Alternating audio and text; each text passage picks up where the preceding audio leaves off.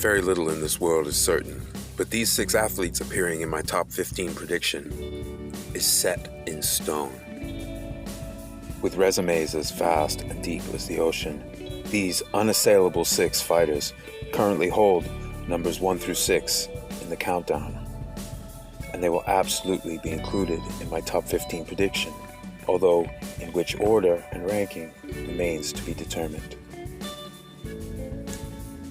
In parts 1 and 2, we managed to narrow it down to 25 of the all-time greats. And now, without further ado, I present my prediction. Number 1, Sam Langford. The Canadian-born Boston Bone Crusher has a resume that absolutely destroys the competition. There is, in fact, no competition for number 1, and in so many categories, as well as looking at the specifics of his career, he has the most mind-numbing resume imaginable. To learn more about this all-time great, I would highly recommend Clay Moyle's excellent book on Langford, and also encourage you all to visit thefightcity.com for articles on Langford and other great legends of the sport. Also, keep your eyes open for a series on Langford that will be featured on The Fight City, as well as programming here on this channel. Additionally, there is a wealth of content on Sam Langford on the Boxing Librarian's Hardline Boxing Talk channel, and also Scrapbook Boxing Museum of the Forgotten Fisticuffs. Shout out BL and Scrapbook. What's up, fellas? Number 2, Harry GREB. Harry GREB's resume is absolutely ridiculous, and I do believe with the longer career and the absurdity of his strength of competition, along with his incredible win-loss record, the Pittsburgh Windmill takes and holds the number 2 spot. For certain fighters in the countdown, their competition record does not express itself simply in title accomplishments. Harry GREB is the most extreme example of that.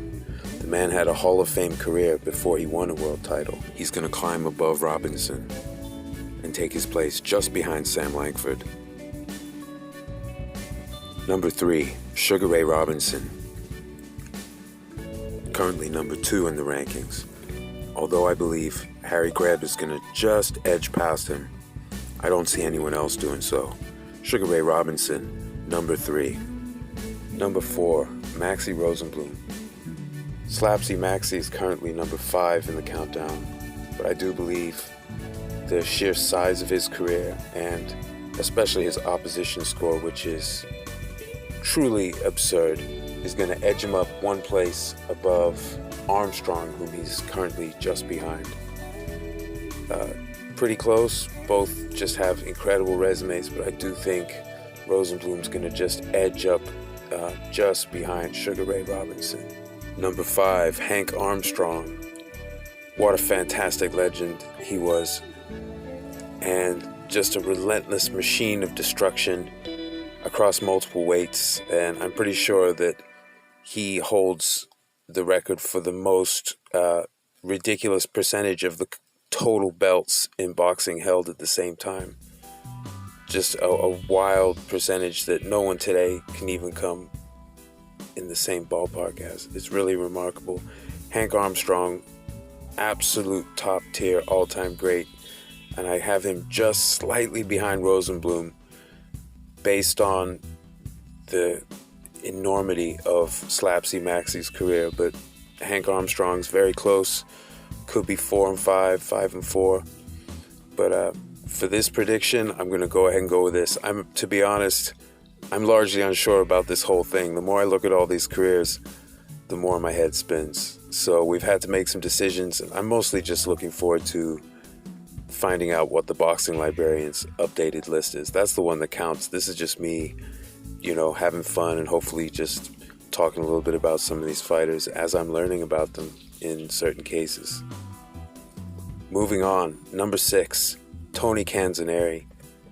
His CV is ridiculous, and the amount of incredible wins he has, as well as just the totality of all his he's got to be way up there. And I have him coming in at number 6, just behind Hammering Hank Armstrong.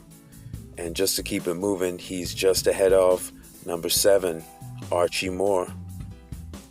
Archie Moore has just a powerful presence in so many different categories.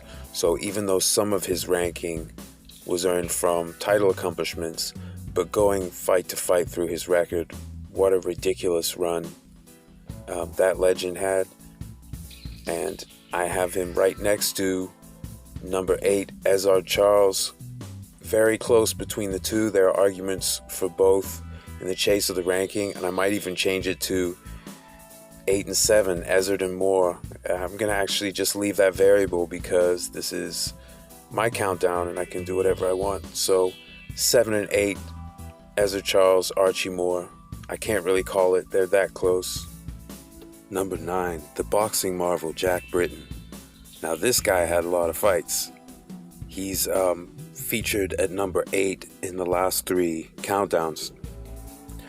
And although I think he might, not stay at 8, I do have him holding down number 9 because his opposition score would be bizarrely gigantic, and also he has a lot of quality wins. I mean, just has a really, really, really deep resume. So Jack Britton taking number 9 in my ever more uncertain prediction here. And speaking of uncertain, in number 10 I have Ted Kid Lewis, another competitor with a just strangely large body of work. And so if every fight is going to count and BL is going to go fight to fight, Britton and Lewis, these guys had just gigantic careers. And so maybe they're not quite on the level of a Langford, a GREB, or a Robinson, Rosenbloom and Armstrong, CANZONERI, probably Moore and Charles. Outside of those guys, it's hard to think of some of the much, much smaller careers being able to push above them. So I have them holding down number 9 and 10. Now I'm really starting to suffer. We've got 15 of the greatest ever left and only 5 slots. My instinct is telling me that in some order, I'm going to end up predicting Tommy Loughran, Johnny Dundee, Joe Gans, Jack Dillon. Oh man, it's so painful. It's really hard to pick through. Maybe Benny Leonard, but Harry Wills had a ridiculous career, although others had a longer one. Barbados Joe Walcott, his strength of competition was just truly remarkable, especially considering the weight he was fighting at and the weight some of his opponents were at. It was another case like Langford and some of these other all-time greats where they literally live the pound-for-pound dream. Like, they go out and take on the big guys. No problem. Jack Johnson in there, although I think some of Johnson's ranking came from title accomplishments. So say with, I think Dillon overall probably has just a lot more tough fights. So yeah, this is brutal. So I think I'm going to go Johnny Dundee in 11. I'm going to go Tommy Loughran in 12. And then Joe Gans in 13. Oh man. Then I'm going to have Jack Dillon in 14. And let me think a minute about number 15 here. So let me think this through a little bit. I don't believe it'll be Ali or Lewis. I have them higher up in the teens, or I should say lower in the listing. I don't think it'll be Emil Griffith. McLarnin I have a little lower down than that. Wills and Barbados Walcott, what a pair of careers they had. Same with Jack Johnson, but I'm not sure. I think for that last spot, I think Mickey Walker. Ridiculous level of competition, lots and lots of fights. I'm going to put him number 15. I'm really unsure about all of this except for my top 3, to be honest. Sam Langford, Harry GREB, Sugar Ray Robinson. I'm confident that I have those correctly, and then I just fall to pieces.